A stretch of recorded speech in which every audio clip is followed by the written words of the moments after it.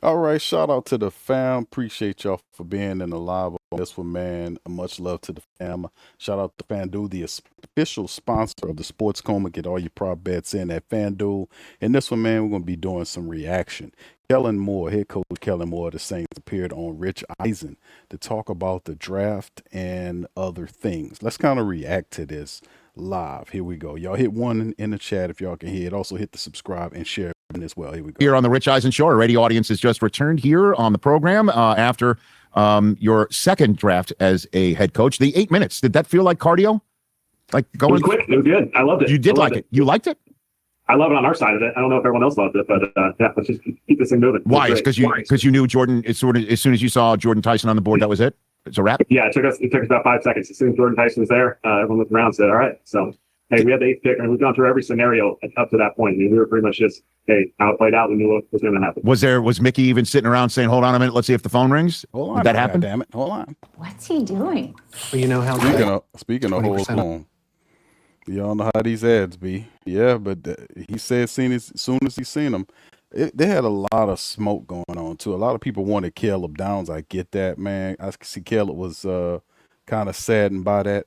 But at the end of the day, the Saints, I think they got a good player in Jordan Tyson, man.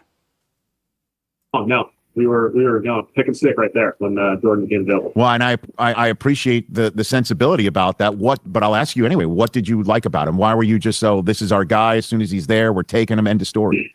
Yeah, we felt good about the whole process, just talking to him. And obviously everyone's going to put a lot of stock into the injuries that occurred in his college career. But, we just really enjoyed his film. And the more time we spent around him through this whole draft process, the more we really enjoyed that. And we feel like he'll be a great guy to put in that receiver room. We're building the strength in that receiver room, which is a big opportunity for it. Yeah, and you saw the emotion obviously pouring out of him standing next to the commissioner. What did you see on his tape that you're like, I can work with that?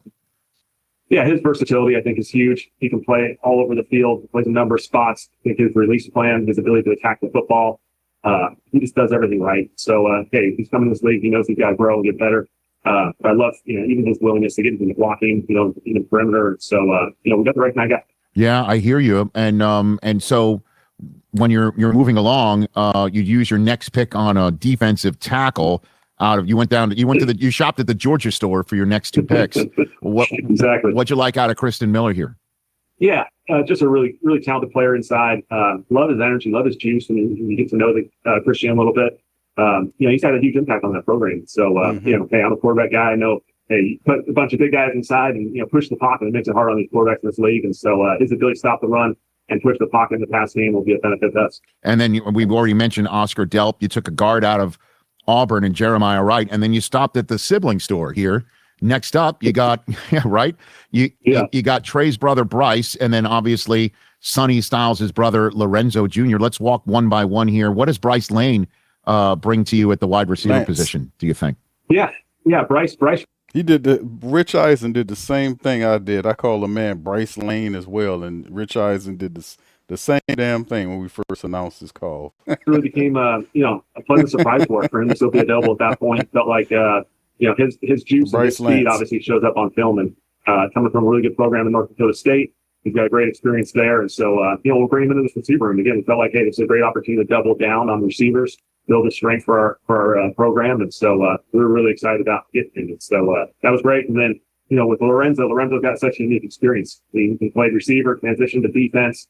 His special team stuff really showcased itself. And so we feel like, hey, he can create a really valuable role on special teams while still continuing to develop as a defensive player. I think he played a little bit last year, certainly at Ohio State. And when he played for Matt, Patricia being there, you're going to be taught really, really well. And so we feel like we got the right kind of that. All right. So now taking a look at your depth chart here, you got Travis Etienne leading your running back room right now. Mm-hmm. Yep. When I saw that, that you guys snagged him right at the outset of free agency. Right. Was that born out of you knowing that maybe Jeremiah Love wasn't going to be dropping to you and the running back class wasn't that deep, so you might as well jump on Travis and add him to your offense? Was that part of the strategy here? I think part of the strategy, and this was fortunate for me last year coming off of, the year in Philadelphia, is the offseason was really fast. We're moving quickly. And so this year, for us to be able to go through the process of really stacking the free agency with the draft process together, I think was really beneficial for us. Travis has had a phenomenal year in Jacksonville. I've followed his career closely. He's had a ton of success. And so I feel like it's a great opportunity. Bring him back down to Louisiana where he was born and raised. And it's just a really exciting opportunity for us. Right. Solid and then player, obviously year 2 for your quarterback. So what's the development? You've been there and done that. You've been a quarterback in this league. You've developed quarterbacks in this league. You've also taken quarterbacks like, say, Jalen Hurts to a championship and a podium that earned you the right to be sitting in the chair you're currently occupying. Where does Chuck's development sit right now, Kellen? Yeah, I think Tyler's in a great spot. I think what we're really excited about and what Tyler's certainly really excited about is just the opportunity to, really take control of this thing to the whole offseason. The leadership, them rallying the group together, all the different throwing sessions that they're a part of and all the different opportunities they have to spend together. And then we get to double down on our system. So last year you introduced a system, we build it, we make adjustments from a roster standpoint, and then we get to make adjustments from a scheme standpoint and really tailor this thing what ultimately we want to do collectively. And so Tyler finished the season off really well last year. We're really excited about that. And just been a great offseason start so far. What was a moment where you're like, okay, we saw the kid in the combine, or we saw the kid in the evaluation process, and we're trying to move the kid along here in his first year. We're giving him the opportunity. What was the first moment where you were like, okay, we got this right here? There's moments through training. It was exciting just to see him grow. I think any young quarterback, you got to develop quarterbacks in this league. We're really sensitive to that aspect of it. And you just got to let these guys keep growing and keep getting better. And so you saw him do that. He had a chance to kind of be the scout team quarterback early, the first handful of weeks of the season, obviously. I thought that was a huge benefit for him. He got to kind of test himself, put himself in situations. And then when he got on the field, I thought his first start was this LA Rams.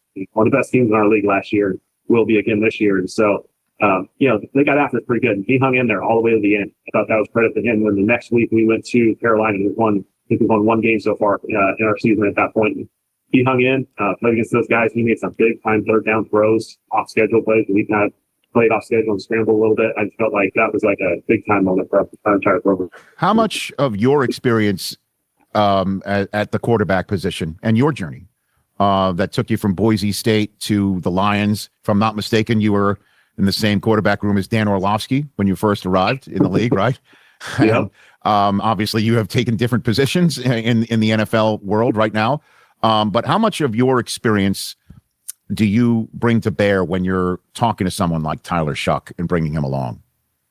Yeah, I think just the quarterback position is a developmental position. So we all get to lean into all of our experiences. I think I was fortunate to be around a number of different guys. Matthew Stafford in Detroit, Sean Hill, Dan Orlovsky were some of our backups there at the time. Didn't learn from those guys. Going to Dallas with, Tony was there at the time. And so, and then the stops at their coaching career have taken us. And so what's really fun, what I really enjoy is every quarterback's got their different exposures, their different preferences. And it's fun to build systems around that and make these guys as successful as we possibly can and put them in the best position. And that comes from, building a relationship and spending a ton of time together. Well, I mean, also there's a responsibility. Again, Jim Caldwell's one of the best to do it, obviously. And he was if I'm not mistaken, your first head coach. And then, you bounced around a brief bit, but there might've been some moments where you're like, if I'd only been given this opportunity, or if I'd only been told this, I might have actually had a longer playing career or had more success at playing. Is there anything like that you bring to your chair right now, or am I off? Feel free to tell me I'm off. Yeah, I think just having your experience. I mean, trust me, I love playing, and I love that whole experience. I got hurt one of my last years in Dallas, and figured out this Dak Prescott got it pretty good in the journey. So sometimes things happen for a reason. I got into coaching, and Dak became the star that he is. So things happen. But I think you get to lean on those experiences, and when you ask quarterbacks to put them in certain situations, hopefully you can relate in some capacity because you've been in those situations to some degree, not to the same degree that Tyler Shough has been or some of these guys have been, but you get to lean into those experiences. It's a really hard position. There's a lot of challenges. It's a lot of mental wear and tear that you have to go through each and every week to prepare yourself. And, I get to kind of lean into all those different exposures I've had. It's awesome, man, when you have a quarterback that been there and done there and sort of understand the NFL game. And Kellen Moore was a really good college quarterback, not so much in the NFL. What's really interesting about the whole dynamic, well, what he's doing with the Saints is the first year was kind of a mad dash. Like I said, picked up becoming the Saints head coach last February of 2025, not knowing who his team was, right? Just kind of dealing with adding a few pieces here or there, not understanding. You can see the difference what the Saints were able to do from last year, putting together a solid draft class, adding a few pieces here or there, and then really knowing the pluses and minuses of your team. That's what really got Kellen Moore, like understanding where players need to step up. For instance, the left guard position being a problem. The Saints got David Edwards in free agency straight up the bat. In the draft, they addressed the position with Jeremy Wright at the right guard position to go and provide a competition against Cesar Ruiz, who's considered the weak link on the Saints offensive line. That's stuff that they didn't see too much last year because it was all of the stuff that was going on with him moving to the city, finding a place to stay, then have to find out from the team, not truly understanding the team. But you can see he knows the team now. And a lot of the signings, the three wide receivers in the draft, was a shock to many because a lot of people felt that Kellen Moore felt pretty good about his wide receiver room. Well, we know he liked Chris Olave. He himself traded for Devine Vele to bring here. He himself went after Trey Palmer. He himself went after Jalen Polk, brought him here. So they had wide receivers that was still on the team that he kind of was dealing with. Then he went into the draft, got three wide receivers to add to the team, building up his offense. Added Oscar Delp as the third tight end there. Ultimately, will be the future at the tight end position. So all of these things you've seen from an offensive standpoint, even to the point that they went out and got Zach Wilson, the former New York Jets second overall quarterback, several years back, to come in and compete with Spencer Rattler for the backup quarterback job. Going after Travis A-Chain Jr. was really interesting because Alvin Kamara in his 1 year, last year remaining with the team, we knew that at some point, whether the Saints drafted a replacement or went out and got a replacement, getting A-Chain, there was rumor speculated that the Saints were rumored about him. They were interested in him, and ultimately they did bring him in to be RB1. But if this is Kellen Moore's team now, this is his offense that he's putting together. So he got speed, and not only speed, but the guys that they add could ball. Jordan Tyson could ball. Bryce Lance from North Dakota State's not just the tall, slim speed guy. The guy can ball. He had 17 touchdowns 2 years ago for North Dakota State. They won a championship down there. So the players, even Barron Brown, who they picked up from LSU, these guys could play football. They're not just one-dimensional players. They add value all over the team, right? Speed and productivity, even to the point doing a good job of getting Christian Miller with the second-round pick. That was really a smart move, too, because they understood the two veterans in Gacho and Nate Shepard under one-year deals remaining, and Christian Boyd under a one-year deal. They understand that they needed to kind of put together an interior unit along with Brian Bresee, Christian Miller, and Vernon Brockton. How would this all turn out? So this is really solid thinking by Kellen Moore, and just beautiful drafting and beautiful moves. Are you aware that after you left the league as a player, there was no left-handed quarterback in the league until Tua? Are you aware of that? There was a ton when I got in the league. Right.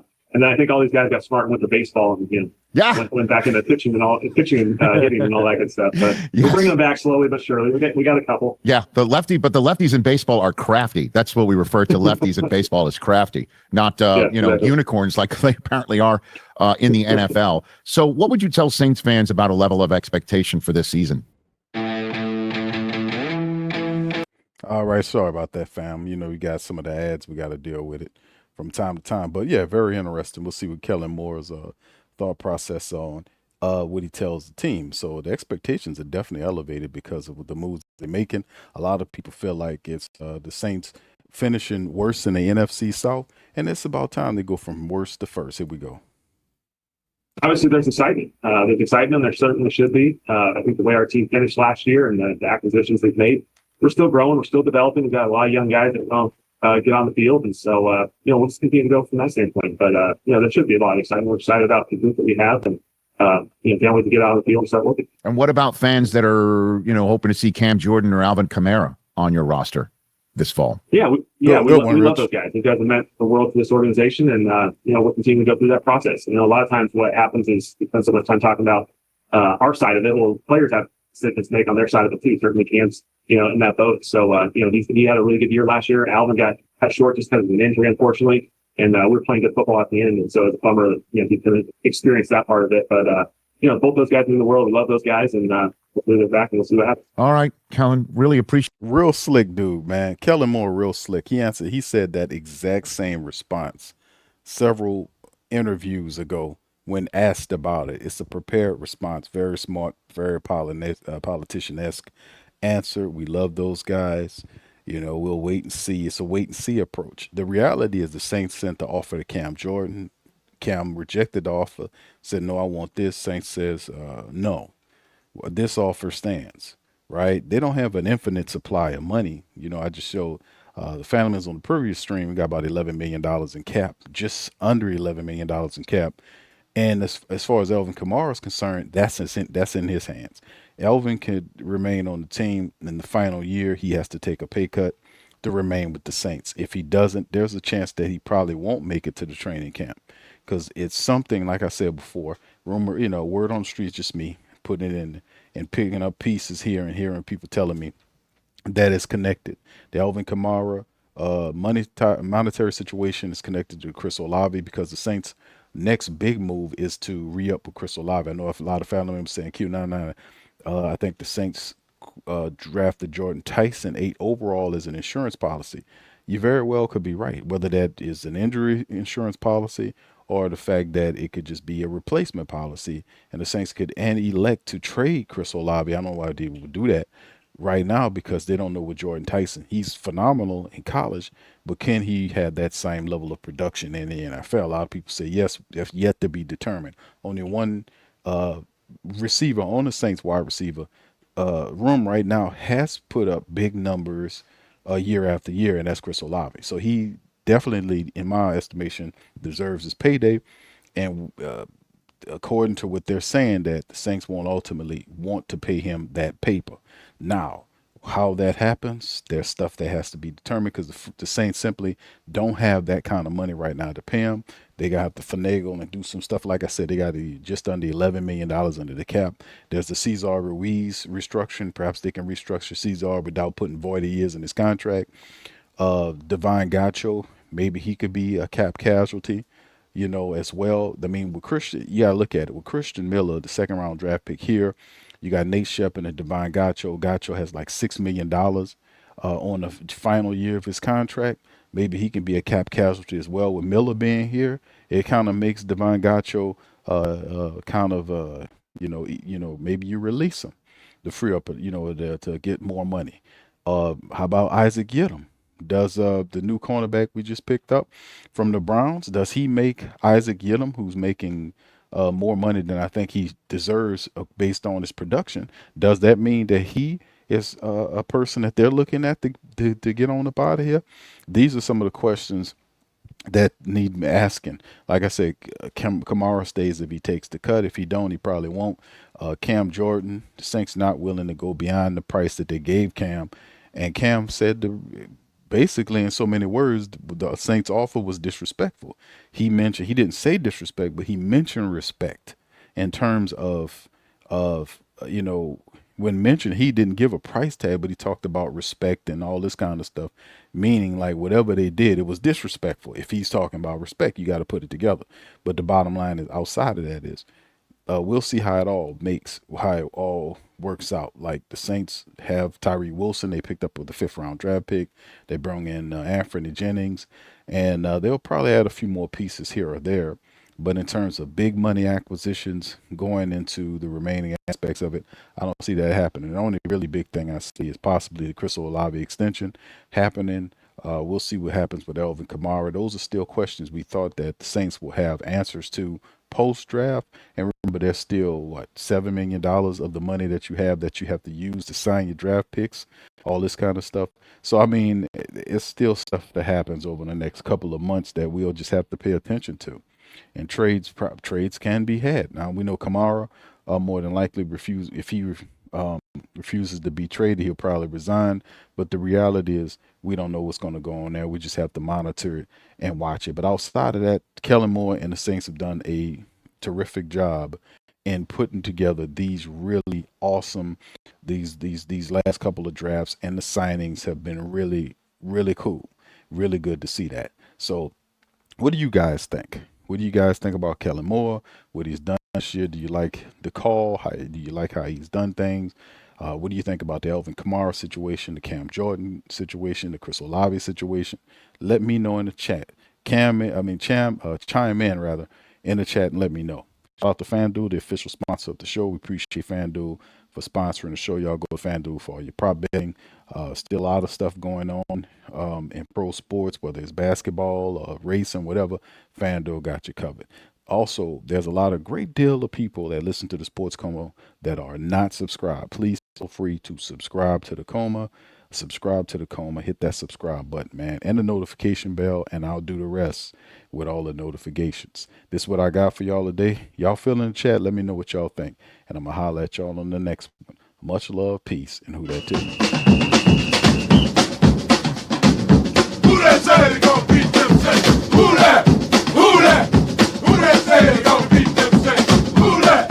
Who that? Who that say they gonna beat them Saints? Who that?